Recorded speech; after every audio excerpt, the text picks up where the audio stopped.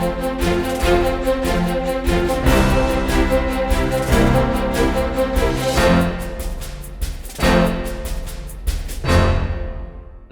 Study IQ IAS Hindi platform पर आपका स्वागत है। दोस्तों, आज हम लोग मुद्दे की बात कार्यक्रम में चर्चा करेंगे एक बेहद ही महत्वपूर्ण अंतर्राष्ट्रीय मुद्दे पर, और यह मुद्दा जुड़ा हुआ है रूस के द्वारा नई विदेश नीति जारी की गई है इसके संदर्भ में। तो आज की चर्चा में हम ये समझने की कोशिश करेंगे कि रूस ने जो ये विदेश नीति जारी की है इसका मकसद क्या है और भारत इस विदेश नीति में कहाँ ठहरता है। इन सभी बिंदुओं पर हम एक एक कर बातचीत करेंगे। तो आइए चर्चा की शुरुआत करते हैं और समझने की कोशिश करते हैं कि इस नीति में क्या कुछ कहा गया है। तो पहली बात तो ये कही गई है कि रशियन वर्ल्ड, है ना, रशियन वर्ल्ड की अवधारणा इस नीति में रखी गई। रशियन वर्ल्ड की अवधारणा का मतलब क्या हुआ? रशियन वर्ल्ड की अवधारणा का सीधा सा मतलब ये हुआ कि विश्व भर में रूस के प्रभाव का विस्तार है कि नहीं? आपको क्या लगता है कि नहीं? रशियन वर्ल्ड का मतलब तो कुछ ऐसा ही निकल रहा है ना कि विश्व भर में रूस के प्रभाव का विस्तार किया जा सके, है ना। और इस विस्तार के लिए क्या कुछ करने की जरूरत है, इन संदर्भ में यहाँ पर इस नीति में बातचीत की गई है। क्या इसका ऑब्जेक्टिव है उसको यहाँ पर दर्शाया गया है।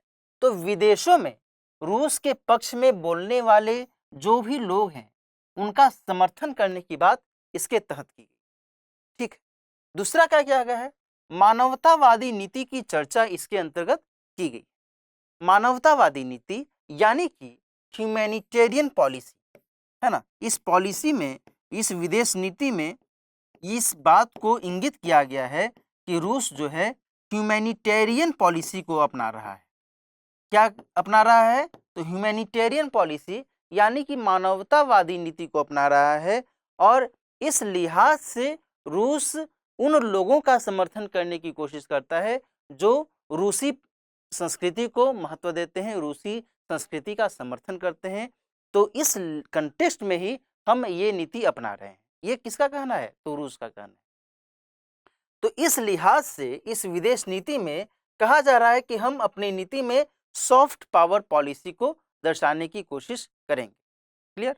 लेकिन दूसरी बात यह है कि यदि हम इस दृष्टिकोण से थोड़ा इस विदेश नीति को देखें और समझें तो बातें कुछ अलग सी दिखती।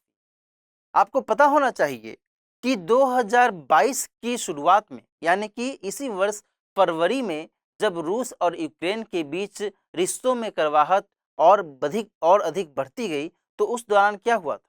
उस दौरान यूक्रेन में दोनेत्स्क और लुहांस्क, इन दोनों पर रूस ने अपना प्रभाव जमाना शुरू कर दिया। ठीक है। तो एक तरीके से रूस ने मानवतावादी नीति तो अपनाई, लेकिन दूसरे तरीके से यदि हम देखें, सिक्के के दूसरे पहलू को देखें, तो उस पहलू के हिसाब से रूस ने एक तरीके से आक्रामक नीति अपनाने की कोशिश की। क्यों? क्योंकि ये दोनों ही क्षेत्र यूक्रेन के अंतर्गत आते थे और रूस ने इन दोनों ही क्षेत्रों पर अपना प्रभाव जमाने की कोशिश उस दौरान की थी, और इसके बाद जो हुआ तो हम सब लोग जानते हैं, कि नहीं।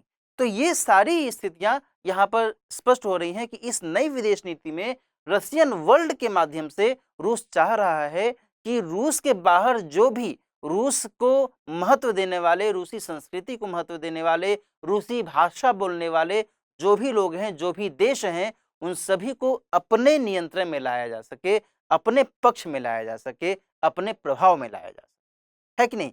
आगे बात करते हैं। आगे इसमें क्या कहा गया है? इस नीति के तहत विदेशों में अपने हम वतन लोगों का भरपूर समर्थन की बात की गई है ना। तो आप इसे समझ सकते हैं कि रूस क्या दृष्टिकोण अपना रहा है। यहाँ पर एक चीज और मैं आपको बताऊं कि रूस जो है बाल्टिक सागर से लेकर करके मध्य एशियाई क्षेत्र तक अपना प्रभाव विस्तारित करना चाह रहा है ना।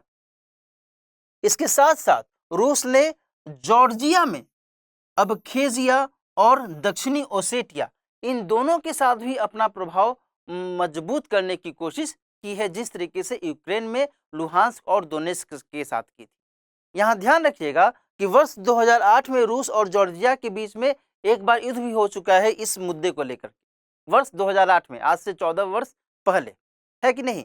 तो वर्तमान में भी रूस इन दोनों के साथ में अपना प्रभाव, अपना संबंध और मजबूत करना चाहता है और चाहता है कि ये दोनों जो हैं रूस के ही अंतर्गत रहें, रूस के समर्थन में रहें। क्लियर? तो ये सारी चीजें यहाँ पर महत्वपूर्ण हो जाती। दोस्तों यहाँ पर एक चीज और मैं आपको बताऊं कि जो वर्तमान में व्लादिमीर पुतिन का शासन है ना, व्लादिमीर पुतिन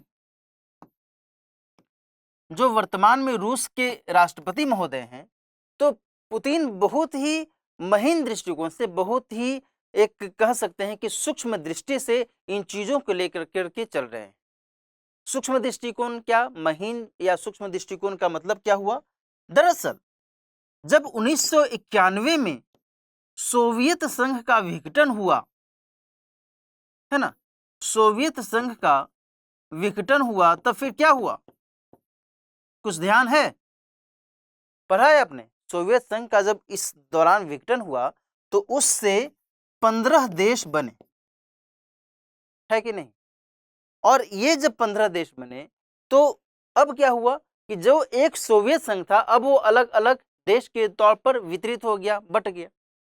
तो पुतिन महोदय का ये मंतव्य रहता है कि लगभग 25 मिलियन रूसी रूस के बाहर रह रहे हैं इस दृष्टिकोण से, है ना। पुतिन का मंतव्य रहता है कि 25 मिलियन, है ना, 25 मिलियन या उसके आसपास, एकदम एग्जैक्ट नहीं है कि एकदम एग्जैक्ट 25 मिलियन, 25 मिलियन रूसी रूस के बाहर रह रहे हैं, है ना। और इनके हितों का संरक्षण करना, इनके अधिकारों का संरक्षण करना हमारा दायित्व है और हम इनके लिए निश्चित तौर पर काम करेंगे, निश्चित तौर पर हम कोई भी कदम उठाएंगे। ये किसका कहना है? तो पुतिन महोदय का ये कहना है, इनका ये अप्रोच है। बात समझ में आ रही है ना? तो ये चीजें यहाँ पर आपके लिए महत्वपूर्ण हो जाती।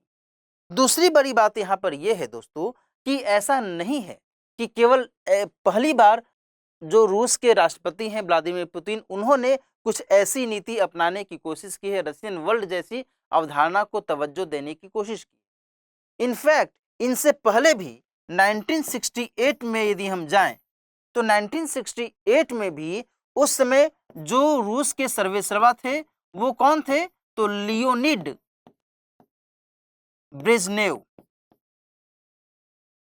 लियोनिड ब्रेजनेव, इन्होंने भी उस दौरान सैन्य कार्रवाइयों के जरिए जो समाजवादी विचारधारा के पक्षपोषक देश थे उनको अपने पक्ष में करने की कोशिश की गई थी इनके द्वारा, ब्रेजनेव के द्वारा, है ना। तो ये जो स्थितियां हैं कि रूस के प्रभाव को किसी भी तरीके से, चाहे वो सैन्य कार्रवाई हो, चाहे वो कल्चरल इम्पैक्ट के जरिए हो, जैसे भी हो, ये चाहते हैं कि रूस का प्रभाव वैश्विक परिप्रेक्ष्य में बहुत ही सुदृढ़ता के साथ बढ़े और उसके हिसाब से रूस को एक तरीके से कह सकते हैं कि समर्थन मिले इन सभी का, है ना। तो ये सारी स्थितियां यहाँ पर निकलकर सामने आ रही हैं रूस की नई विदेश नीति।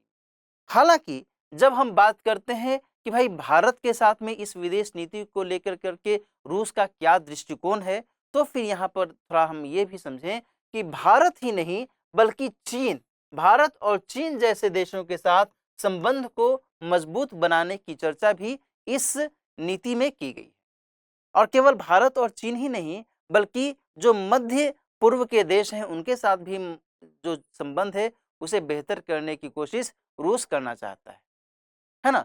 तो इन सभी दृष्टिकोणों से यहाँ पर हमें समझने की जरूरत है कि नई विदेश नीति में रूस किन किन अप्रोचों को सामने ला रहा है।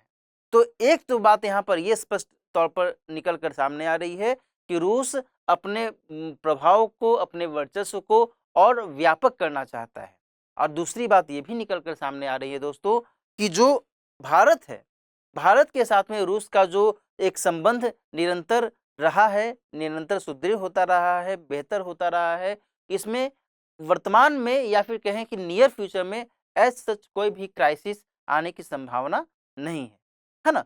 तो ये सारी बातें यहाँ पर आपके लिए, आपकी परीक्षा के लिहाज से महत्वपूर्ण हो जाती हैं कि रूस की नई विदेश नीति में क्या कुछ कहा गया है और भारत के पॉइंट ऑफ व्यू से रूस की क्या नीति है ना। एक मन में सवाल उठ सकता है कि जब आज के समय में अमेरिका के साथ में भारत क्वाड में भूमिका निभा रहा है और अमेरिका के साथ में हिंद प्रशांत क्षेत्र में वो और अधिक आगे बढ़ने की कोशिश कर रहा है। चीन के अगेंस्ट में भारत की स्थिति हम सब देख रहे हैं। वहीं रूस और चीन के बीच में एक दोस्ती वाली स्थिति देखी जा रही है। तो ऐसे में हो सकता है कि आने वाले समय में भारत और रूस के बीच में तनावपूर्ण माहौल रहे। लेकिन यदि हम इस विदेश नीति का आधार देखें तो इसके आधार पर भारत और रूस के बीच में न केवल वर्तमान में बल्कि आने वाले नियर फ्यूचर में, निकट भविष्य में जो संबंध है वो बेहतर बना रह सकता है। तो बहरहाल आज की चर्चा में हम यहीं पर समाप्त करते हैं।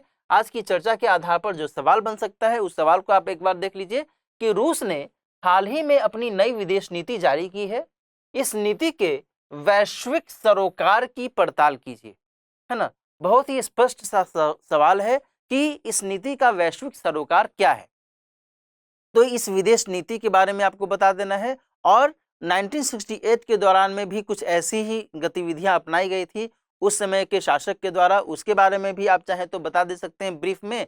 और देन फिर वर्तमान में जो विदेश नीति में जो बातें कही गई हैं रशियन वर्ल्ड के संदर्भ में क्या इसका ऑब्जेक्टिव है उसके बारे में बता दीजिए। और इसका वैश्विक सरोकार क्या है, भारत चीन देशों जैसे देशों के साथ रूस किस तरीके से पेश आने की कोशिश करना चाहता है, फिर जॉर्जिया के साथ में क्या इसकी स्थिति रही है, यूक्रेन के साथ में क्या ये स्थिति रही है, किन क्षेत्रों में ये अपना प्रसार और बेहतर बनाने की कोशिश करना चाहता है, ये सारी बातें आप इस उत्तर में लिख सकते हैं। तो आज के मुद्दे की बात हम यहीं पर समाप्त करते हैं। मिलते हैं किसी और मुद्दे की बात में किसी और महत्वपूर्ण मुद्दे के साथ। तब तक अपना ख्याल रखिए, पढ़ते रहिए। All the best.